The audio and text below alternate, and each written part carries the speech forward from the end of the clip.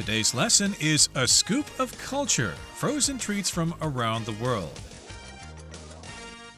Hi, everybody. My name is Roger. And I'm Sam. And it's the hot summer right now. We've gotten to the month of July, so all of you are probably trying to keep cool inside on air-conditioned room or school or office or whatever. But, of course, sometimes you're outside, you're trying to enjoy a summer's day, and you might think about having a frozen treat to feel refreshed. So that's what we're going to be talking about today. Yes, I have to say that is probably one of my favorite ways to beat the heat is to get some kind of ice cream or frozen dessert. I have always been a big fan of all of those since I was little. Where I come from in America, during the summer we have lots of snow cone stands, and that was always probably my favorite. So you must be from Florida or Arizona or something like that? Well, actually Washington, but that's just a big thing for all of our outdoor festivals. They always would bring in, and so it was a special treat because we couldn't get it the rest of the year because we didn't have just regular shops for those because it's pretty cold in the winter, but great during the summer. It's pretty hot all over the U.S. during the summer and even in Canada. So, of course, frozen treats are quite common there, and they are quite common around the world. So let's get to it, everybody. Let's find out something about these frozen treats. Let's listen to the first part of our lesson, and we'll be right back. A scoop of culture, frozen treats from around the world. Nothing beats a frozen treat on a hot day. But have you ever wondered how different cultures enjoy their icy delights? While mango shaved ice is a favorite here in Taiwan, frozen treats around the world come in a wide variety of flavors and textures. From airy and delicate to thick and chewy, these desserts offer all kinds of unique culinary experiences. 大家好，第一部分介绍名词 delight， 它的意思是乐事，令人愉悦的事物。例如 One of the delights of traveling is trying new food in different countries. 旅行中的乐事之一就是在不同国家品尝新食物。或者 The author's new book is a delight to read. 这位作者的新书读起来令人愉悦。继续看到形容词 delicate， 表示精致的、细腻的、娇嫩的、气味清香的。例如 The watch has hundreds of tiny delicate parts inside. 这只手表里有数百个微小精密的零件。或是 The artist used delicate brush strokes in his artwork. 这位艺术家在作品中用了细致的笔触。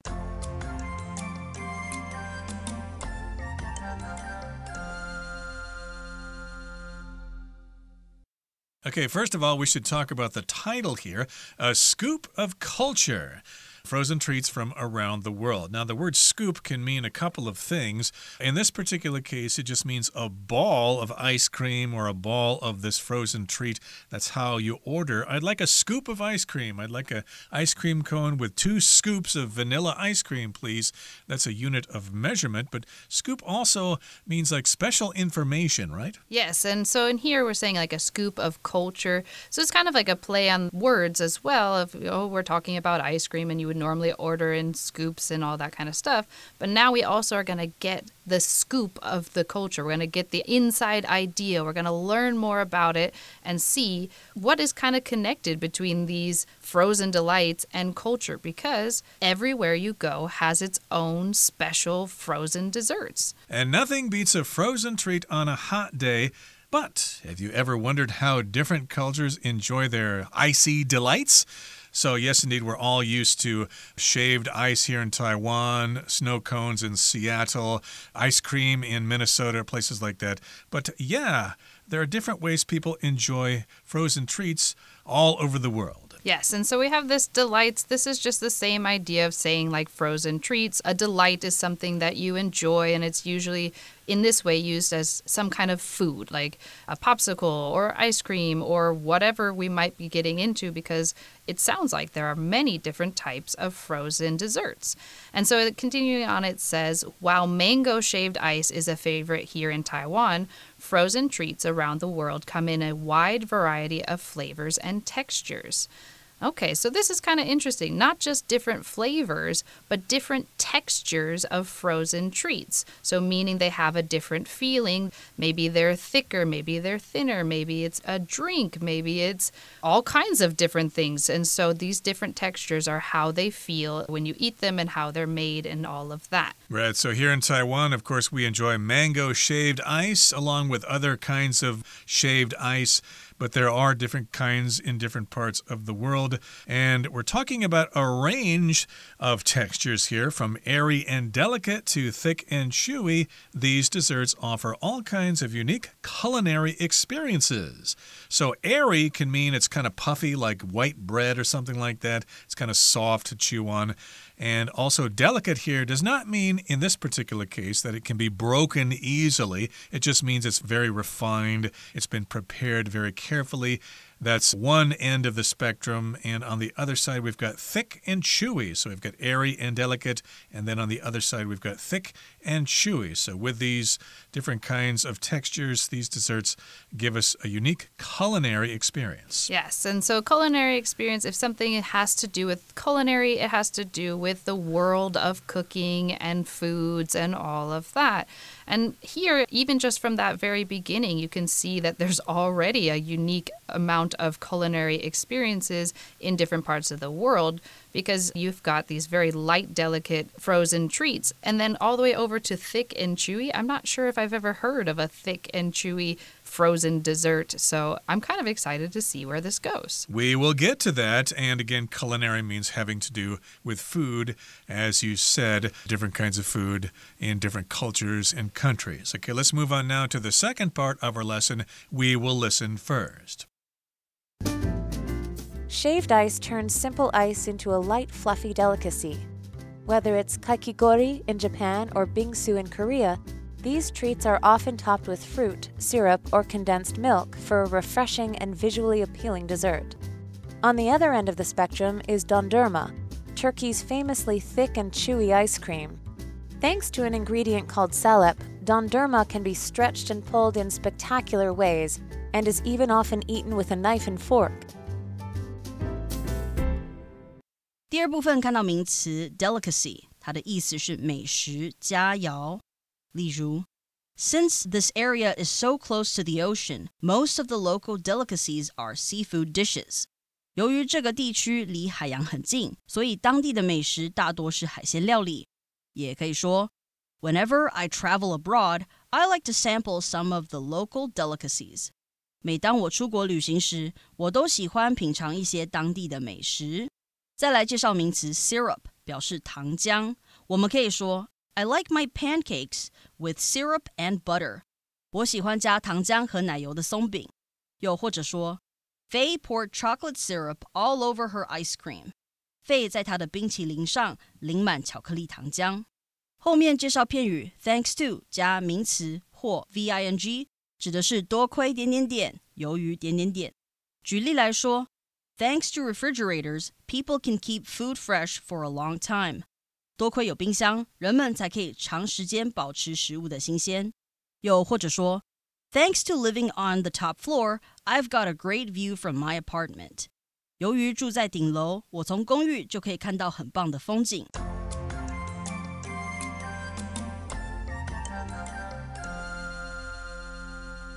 Okay, so of course here in Taiwan we've got the mango shaved ice. You don't have to have mango shaved ice. There are many other possible combinations of flavors that you can get.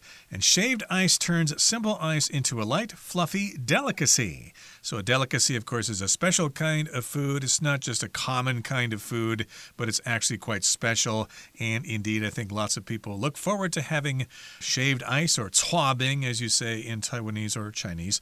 Everyone looks forward to that during the hot summer. Yes, it's definitely one of my favorites. And if we continue on, it says whether it's kakigori in Japan or bingsu in Korea, These treats are often topped with fruit, syrup, or condensed milk for a refreshing and visually appealing dessert. As you can see in different places in Asia, we have kind of a similar idea of a dessert, but they kind of maybe will add a little bit special things that are unique to that area. We see it in Japan, we see it in Korea, and they put fruit and syrup and condensed milk on top. Of course, fruit is just strawberries, bananas, mango, anything like that. And then syrup is usually a sweet kind of liquidy. It's kind of hard to describe syrup without using syrup, but they basically cook down some sugar and then it turns into kind of more viscous liquid that you would pour over whatever you might be eating. We use this a lot when we talk about pancakes and French toast. You usually put maple syrup on top of those, but there could be all kinds of different syrups. Indeed. So these are some of the ingredients with these kinds of light, fluffy delicacies. Again, you've got the syrup and you've got condensed milk. Milk, I guess, that is put into a more concentrated form. That is a common ingredient with shaved ice here in Taiwan. And on the other end of the spectrum is Don Durma, Turkey's famously thick and chewy ice cream. So we're talking about a range of textures here, or how they are presented or how they are eaten. We've got the light, fluffy kind, as in the mango shaved ice here, or the ones in Japan and Korea. And then on the other side of this range, or the other side of this spectrum, is one from Turkey, which is actually thick. And it's chewy, so that's almost like chewing gum, sort of. So that's quite a different texture. So we've got this range of things on one side of the spectrum and then on the other end of the spectrum. And if we continue on, it says, thanks to an ingredient called salep, dondurma can be stretched and pulled in spectacular ways and is even often eaten with a knife and fork. So we have this little phrase, thanks to, so it's because of this thing, or saying thank you to this thing. So again, because of that thing, then this something else might happen. So in this case, because of salep, this is why it is so thick and can be pulled and stretched and eaten with a knife and fork. That seems so crazy to me. Indeed. Of course, we all like to eat our ice cream from the cone directly, but if you're eating shaved ice, of course, you'll probably use a spoon. And in this particular case, when you eat this type of Turkish ice cream, you're going to want to use a knife and fork sometimes if it is a bit too thick and chewy for you. Okay, let's move on now to the third part of our lesson. We'll listen to it first, and we'll go to Italy and the USA. For a creamier indulgence, Italian gelato is churned slowly to create a dense texture and rich flavor. In contrast, American ice cream contains more air, so it's a bit lighter but still creamy. If fruit flavors are your favorite, sorbet offers a dairy-free cooling option, while sherbet combines fruitiness with a touch of cream for smoothness. 第三部分看到 indulgence 这个单字，它是名词，它的意思是享受、沉溺、放纵。例如 Since the new diet, even a small piece of candy is an indulgence. 自从新的节食后，即使是一小块糖果也是一种享受。再看一个例子 Chocolate is Mia's favorite indulgence after a long day at work. 工作一整天后，巧克力是 Mia 最喜欢的享受。接着看到动词 churn 表示搅动、搅拌。例如 The river water churned around the small boat. 河水在小船周围翻腾。最后看到 in contrast 这个片语表示对比之下，相反的。我们可以说 Kara is pretty hardworking. In contrast, I'm a little lazy. Kara 相当勤奋，相反的，我有点懒散。最后一个例子In contrast to previous years, the baseball player has been having a terrible season. 相较于前几年，这名棒球选手这个球季的表现一直很差。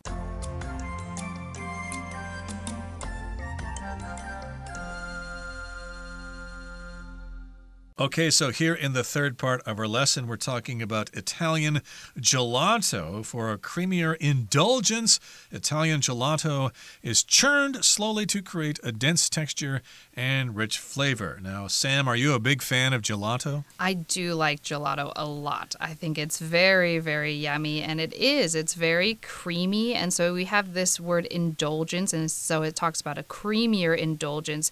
If you are indulging in something using the verb form here, that means that you are allowing yourself to enjoy something that maybe is not exactly the healthiest or the best thing that you should be doing all the time, but it's something that you enjoy, and so you allow yourself to have that. You probably shouldn't indulge in gelato every single day. That might make you kind of sick or have some health problems, but it's nice to indulge in it every once in a while. I must confess I'm not really too familiar with gelato. I think I've had it once or twice. Maybe I should have some more during this hot summer. And again, the word indulgence is the noun form, but the verb form is more common, especially when we say to indulge oneself. Well, I'm on a diet, but I'm going to indulge myself in a bowl of Italian gelato. And I guess this is how you prepare it. You churn it slowly. You don't really mix it like you would your cream in your coffee. You actually churn it. You kind of mix it because it's very thick. Yes. Then if we continue on, it says, in contrast, American ice cream contains more air. We're comparing and contrasting these two. So if you're not so sure what gelato kind of looks like or feels like, it's denser than American ice cream. So if you've had American ice cream, you'll feel it's lighter, like there's more air in the middle. And so it says, so it's a bit lighter, but still creamy. If fruit flavors are your favorite, sorbet offers a dairy-free cooling option, while sherbet combines fruitiness with a touch of cream for smoothness. So lots of different options for different kinds of American frozen treats. Yeah, my father was a big fan of sherbet. We often had that. He always had some orange sherbet, but of course there were other kinds. I think he also had raspberry sherbet from time to time. I used to not know the difference between sorbet and sherbet. They are very similar, but I think sherbet actually has more cream in it than sorbet does, if I'm not mistaken. And so these are some other choices. I guess they're talking specifically about kinds of American ice cream. And which one do you like better, Sam? Sorbet or sherbet? Oh, I like sorbet. I think sorbet is very yummy. It's usually you can feel more of the fruitiness. So if you're getting like a raspberry sorbet, it'll be kind of a lot more sour. And I think that's pretty fun to have in kind of your frozenness, because I like to feel the fruitiness if I'm ordering something that is fruit flavored. I may have had that before. I'm not quite sure if I have, but again, it's a dairy-free option. If something's dairy-free, it does not contain any dairy products, okay? So dairy products would include milk or cheese or butter or things like that. And I guess that implies that sherbet does have dairy items in it, like milk or cream or whatever. So that's the big difference between sorbet and sherbet. So yes, sorbet offers you that dairy-free option if you don't like to eat dairy food. But of course, they are unique and special in their own ways. Yes, and so we had this word fruitiness here. Fruitiness just means to have a lot of fruit or a fruity flavor attached to that thing. And then it says with a touch of. If you have a touch of something, it's just a little bit of that thing. Not a ton, but just a little bit. So in this case, sherbet has a touch of cream. It's not 100% dairy-free, but it doesn't have as much as regular ice cream or things like that. So just a touch, just a little bit to make it more smooth. Now, I must confess, I grew up kind of in a rural area, and all we had for summer treats was ice cream, okay? And you could pick between vanilla and chocolate, or maybe mint chocolate chip or things like that. So those, of course, are some examples of ice cream flavors. Are there any other flavors that you're a big fan of, Sam? Well, it kind of depends, again, on what I'm actually ordering. If I'm going the shaved ice route, then I prefer some crazy flavors like bubble gum, and I remember there was always one called Tiger's Eye. I never knew exactly what it was, but it was good. But if I'm going kind of the more ice cream or gelato route, then I like a lot of the kind of more fruity flavors. I like the strawberries and the raspberries and things like that. And in Taiwan, I prefer the strawberry snow ice. That one is so good. Indeed, and of course, Taiwan is really great for places like that during the summer. Of course, they give big, colorful pictures of their dishes, and you can pick which one you want. And of course, they have lots of choices with lots of different ingredients for that shaved ice. A friend of mine took me to a place in Nehu once. My goodness, they had all sorts of different choices, and it was oh so tasty, even though we should be careful if we're on a diet or if we're diabetic or whatever. But yeah, once in a while, while, you should indulge yourself. Okay, that brings us to the end of our discussion for today. Let's listen now to Hanny as she has just finished a bowl of gelato.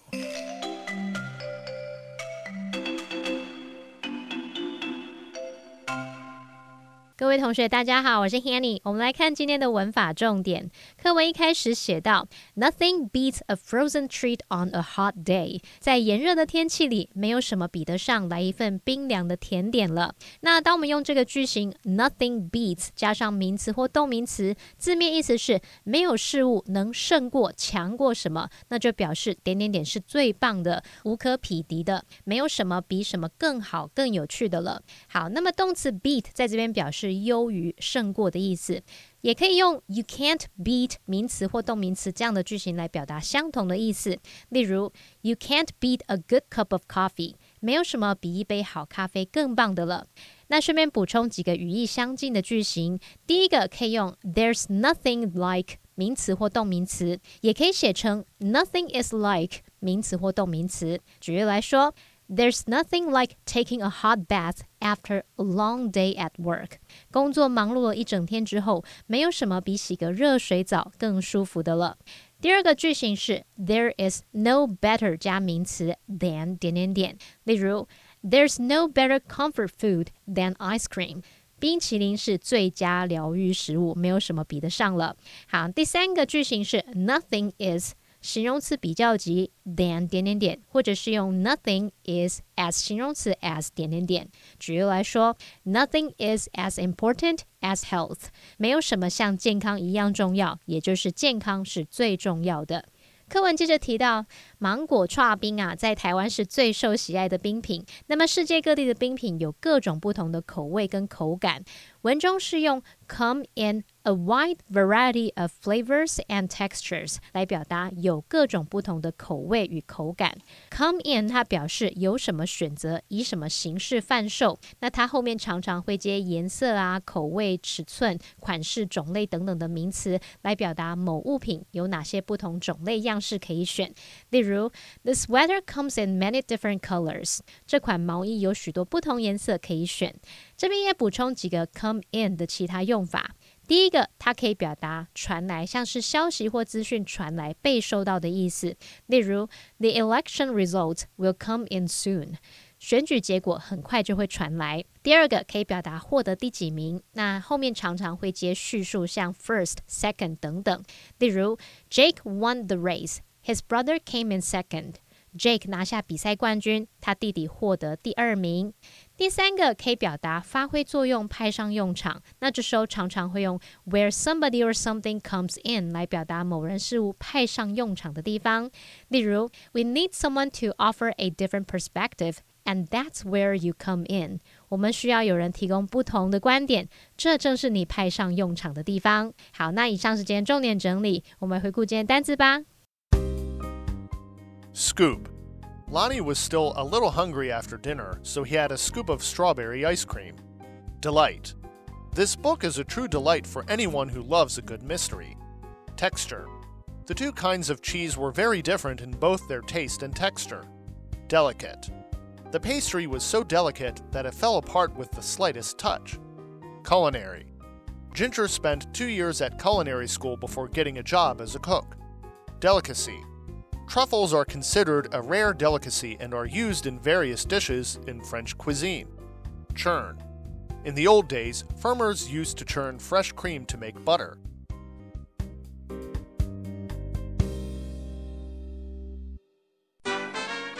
Well, that brings us to the end of another edition of our program, and please make sure you join us again next time. From all of us here, I am Roger. I am Sam. See you next time.